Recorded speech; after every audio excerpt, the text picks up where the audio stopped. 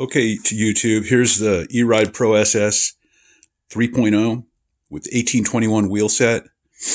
And on the back, we have the factory wheel with some Luna 18-inch knobby tires. I got the 1821 set. They're $50 for both. Dirt cheap, can't go wrong.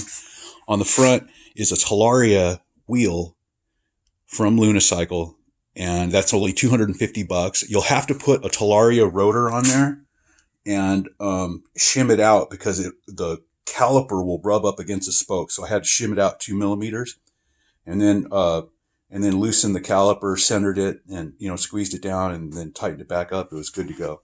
I have washers back there, but I'm gonna cut out the center of this other rotor that I have, and use that as a shim, so it's like a little bit stronger instead of having washers back there.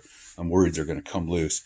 But anyway, that's a 3.0 with a 21-inch front tire, and nice handlebar risers, and fixes the geometry of the bike, totally makes it rideable, 1,000 times better, and it's legit for off-road. So good luck, boys. And this is the way to do it, and it's cheap.